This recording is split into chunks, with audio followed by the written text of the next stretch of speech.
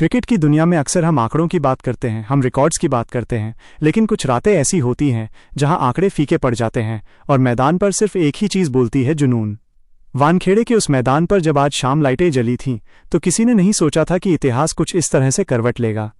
हवाओं में एक अजीब सी खामोशी थी, लेकिन उस खामोशी के पीछे एक ऐसा तूफान छिपा था जो मुंबई के समंदर को चीरने के लिए तैयार बैठा था। दर्शक अपनी सीटों पर जमे हुए थे, सांसें थमी हुई थीं और सबकी निगाहें उस लाल मिट्टी की पिच पर टिकी थीं। क्या आज कोई नया सितारा चमकेगा या पुराने दिग्गज अपनी बादशाहत कायम रखेंगे?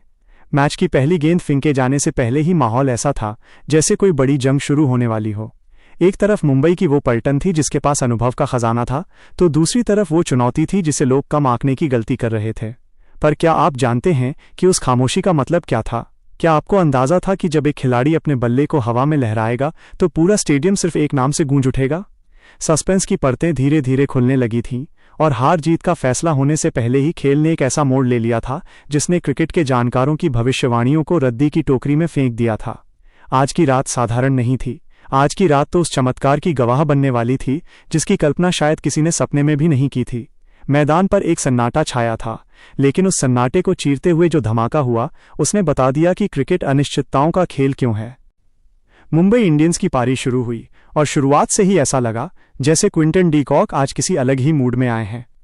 डी कॉक के बल्ले से निकलने वाला हर शॉट एक कहानी लिख रहा था। उन्होंने मैदान के चारों तरफ रनों की ऐसी बारिश की कि पंजाब के गेंदबाज बेबस नजर आने लगे। क्विंटन डी कॉक ने जो बल्लेबाजी की उसे सिर्फ शानदार कहना उनकी प्रतिभा के साथ नाइंसाफी होगी।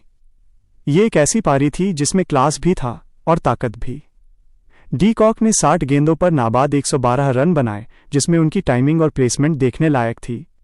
जब वो कवर ड्राइव लगाते थे तो गेंद रॉकेट की रफ्तार से सीमा रेखा के बाहर जाती थी। उनकी इस शतकीय पारी ने मुंबई को एक ऐसे स्कोर तक पहुंचा दिया जिसे सुरक्षित माना जा रहा था।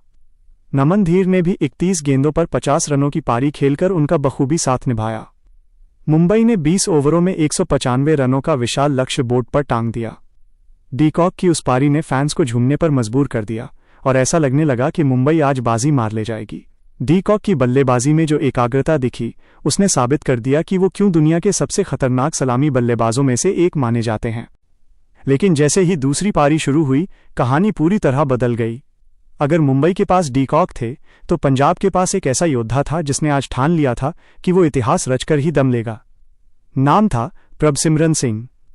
जब प्रभसिमरन क्रीज पर उतरे तो उनके चेहरे पर एक अजीब सा आत्मविश्वास था। उन्होंने पहली गेंद से ही मुंबई के गेंदबाजों पर धावा बोल दिया। जिस अंदाज में उन्होंने बल्लेबाजी की उसे देखकर ऐसा लग रहा था जैसे वो किसी और ही ग्रह से आए हों। 196 रनों का लक्ष्य बड़ा जरूर था, लेकिन प्रभसिमरन ने उसे बौना साबित कर दिया। उन्होंने मात्र 39 गेंदों पर नाबाद 80 रनों की ऐसी आतिशी पारी खेली जिसने मुंबई के खेमे में खलबली मचा दी।